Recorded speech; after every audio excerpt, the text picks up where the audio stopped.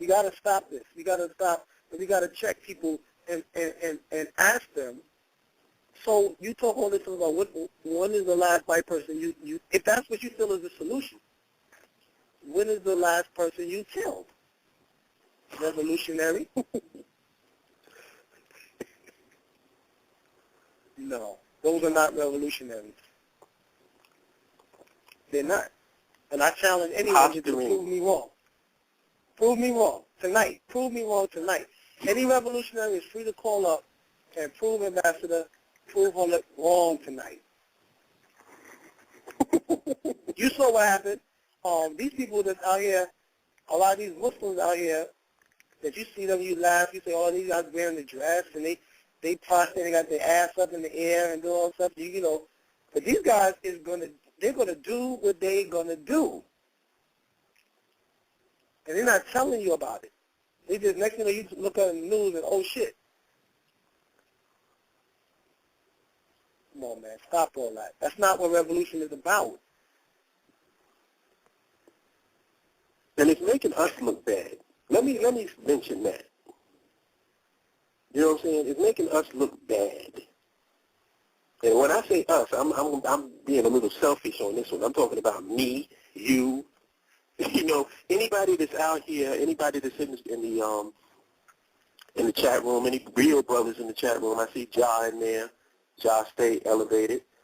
I see Kala. I see, you know, I ain't gonna name all of y'all, but I see you all in there. Those are the real African warriors right there. Right. They make us look bad. Because every time we go to try to talk about anything involving African-centeredness, they just assume that we one of these clowns. There's a lot of clowns out there. A lot. First of all, we must internalize the flatulation of the matter by transmitting the effervescence of the Indonesian proximity in order to further segregate the crux of my venereal infection. Now, if I may retain my liquids here for one moment, I'd like to continue the redundance of my quote-unquote intestinal tract.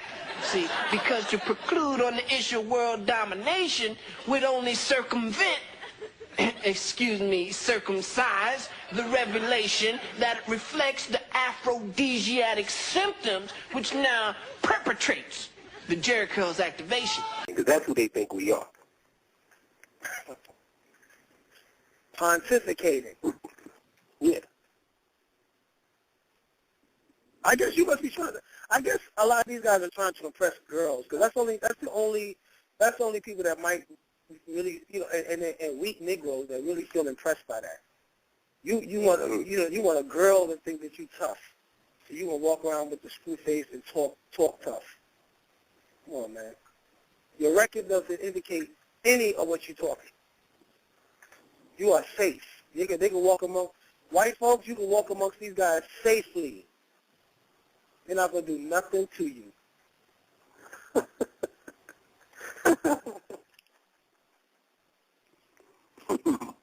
I think, yeah, the record is shown. Get it right, man. Get it right. Get your mind right. Revolution starts inside you.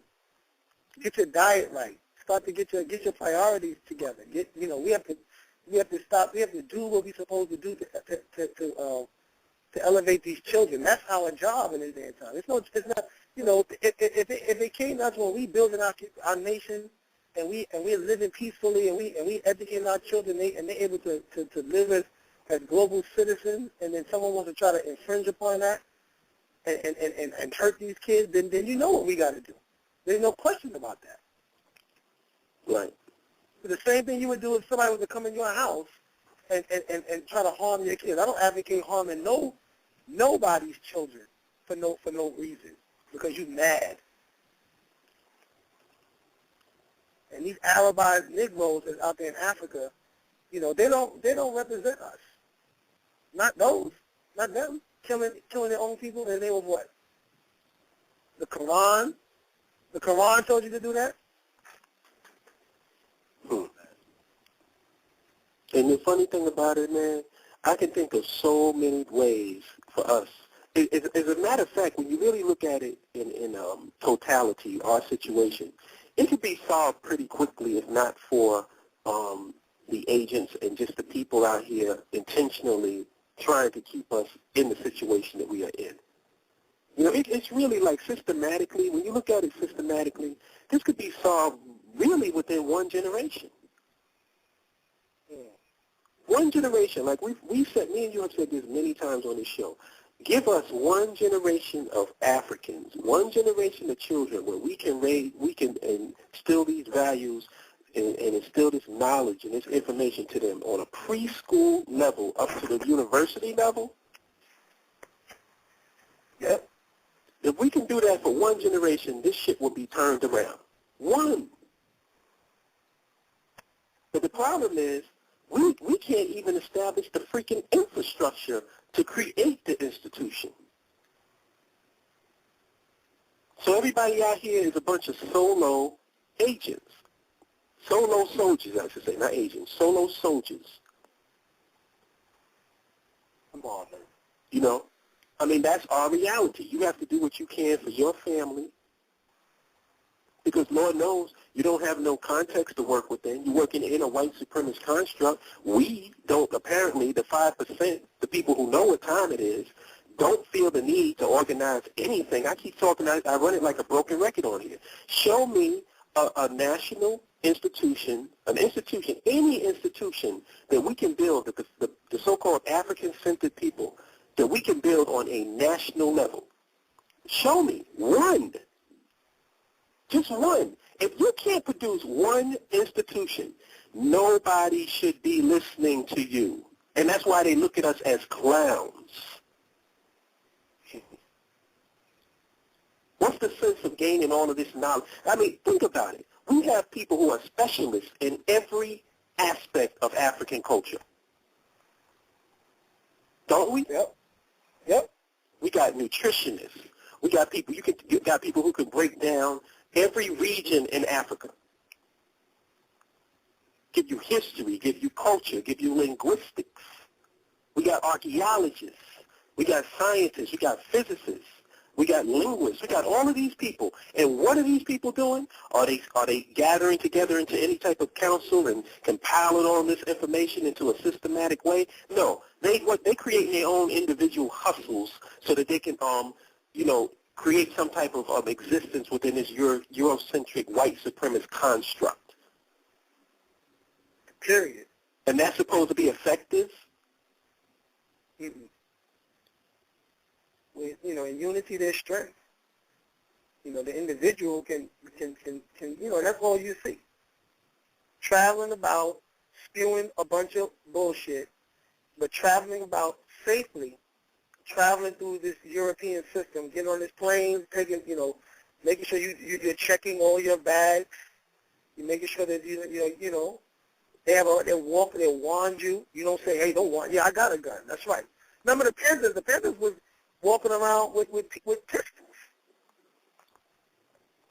And they wasn't talking about just killing white folks. They was talking, they was more talking about, we're using this because we have a right, according to the Second Amendment, to arm ourselves as citizens.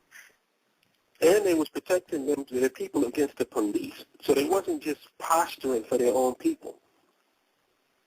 And somebody's talking about Khalid Muhammad in the chat room. I'm gonna tell you something. Most of these dudes have no clue who Khalid Muhammad was. Khalid Muhammad wasn't a psychopath.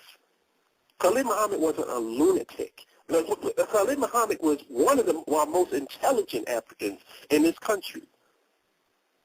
They don't have a clue who he is. All they see is the rhetoric. They hear the fiery rhetoric, and then they just extract whatever fits their little self-hatred mode.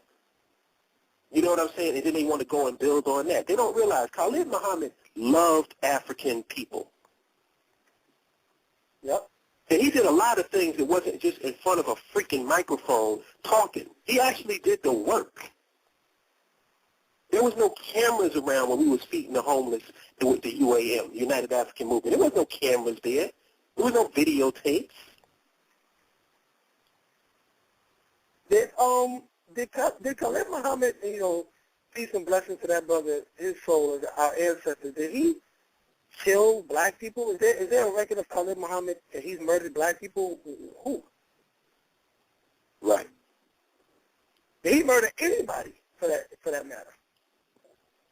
Khalid Muhammad's thing was he is destroying the concept of that this white man is your God, and right. and you want to serve him from now on to the end of days, and forsake your own people. He was killing that concept.